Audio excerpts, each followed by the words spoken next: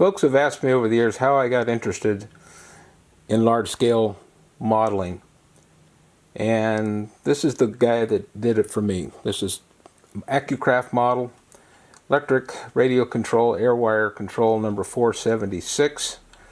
I saw this model at a train show many years ago in Anaheim, California, and a gentleman had it for sale.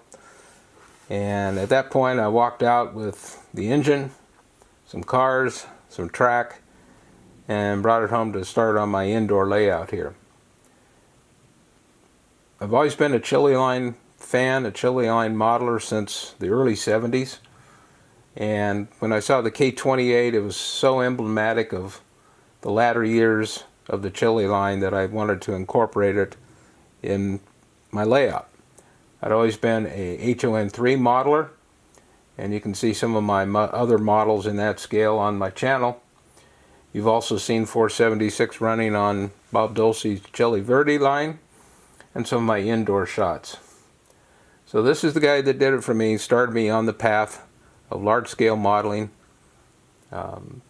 It's a challenge to do multiple scales. The scenery efforts in large scale are, I find pretty difficult. I like building structures. Building the structures in large scale is also a challenge to make them look good. The rolling stock can be museum quality. You have all the detail on there, plus the heft as the train moves around my indoor layout here.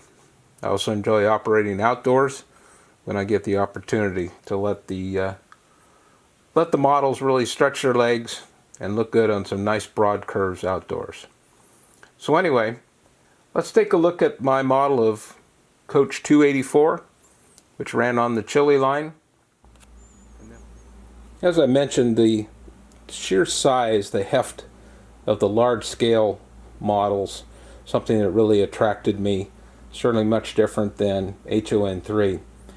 Both enjoyable scales. I enjoy building my layouts in both of those scales. I've built a number of Hartford kits of Coach 284 is one, boxcars, drop bottom gons, reefers, etc. I've also built several Phil's narrow gauge kits. I also have several AMS plastic ready to run kits. They operate very nicely, look nice, and certainly add to my rolling stock depth as I've built through all of my large-scale kits. I currently have 4 large-scale kits I'm looking to finish up the first half of this year, 2020. It's 2 models of the short RPOs that ran on the chili line, and 2 additional reefer kits that I obtained, and looking forward to finishing those.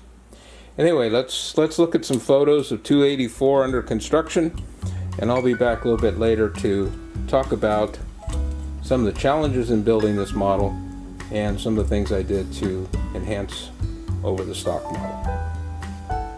Thanks.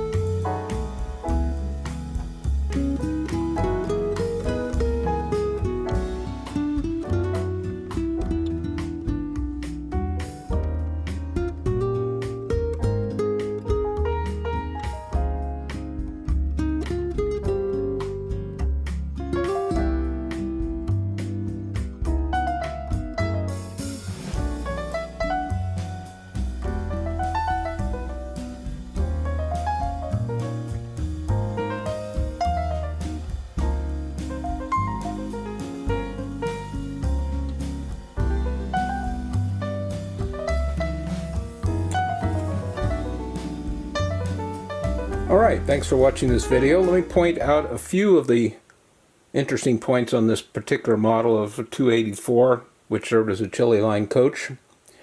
The roof, which is removable, was covered with a metal tape, typically used for ducting, air ducting.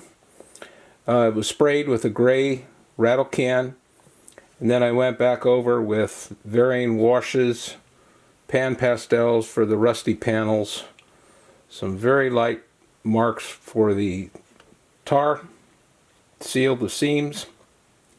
Everything was given a coat of dull coat to make sure that the weathering stayed in place. And I do like to operate the model, so this doesn't sit on a shelf. The roof, as I mentioned, is removable.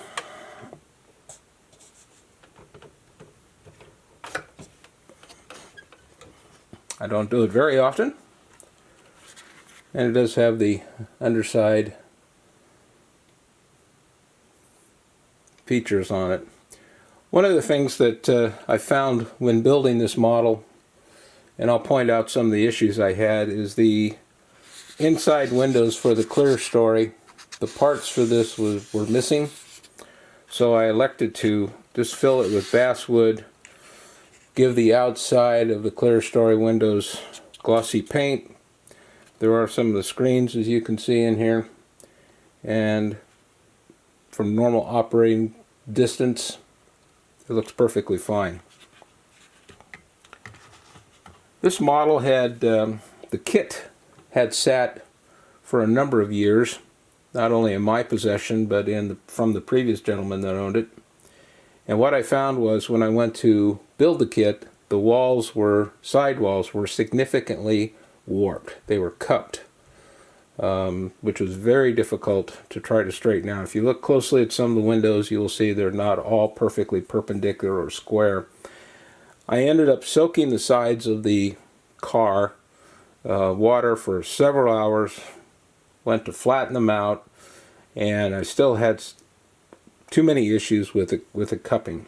So unfortunately, what I ended up having to do to try to get as straight of a sides as possible was to actually physically bend the sides until they broke. Interior cracked. Was able to get it more or less straight from that point of view. Can't really see it, and so I went on and continued to build the model. The bay windows are from a Rio Grande, UK kit, no longer made, and fit perfectly, of course, for 284 during its chili line service. Other things that I added here on this model: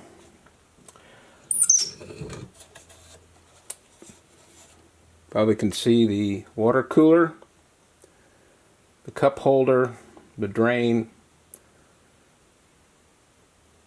not part of the original kit, as well as the tape, metal tape for the shielding for the stoves. Firewood box, also added to the interior. The kit was a real challenge to build. One of the issues that I had upon getting to a certain point in the kit build was the fact that the roof castings for this kit were missing from the box.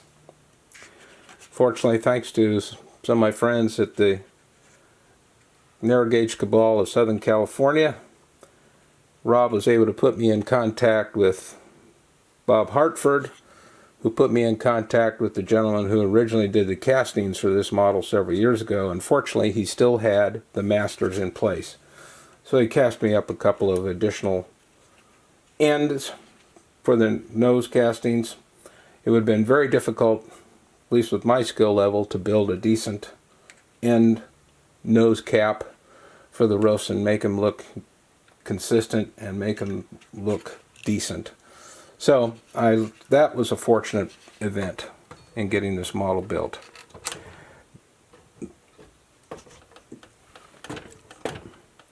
The bottom of the model is completely, brake rigging, etc. is complete. I added the marker lamps, the steps. I also added the extra hoses and chains, safety chains, to match the prototype photos. The model comes with prototype couplers,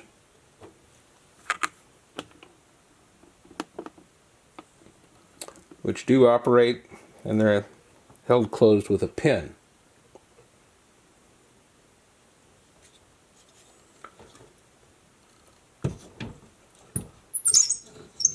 So all in all, this model probably took me the better part of 2 to 3 years to complete, after I overcoming some of the issues that the kit had. The Hartford kits are never shake the box kits, but they do build into beautiful, accurate models. And if there's any on the secondary market out there, I certainly urge large-scale modelers to give their hand at it. The trucks on the model are absolutely exquisite. These are Hartford trucks. You build them up from parts and pieces, and they roll beautifully, and they're just absolutely prototypical. Very nicely done. So that's kind of an overview of my trials and tribulations with Coach 284.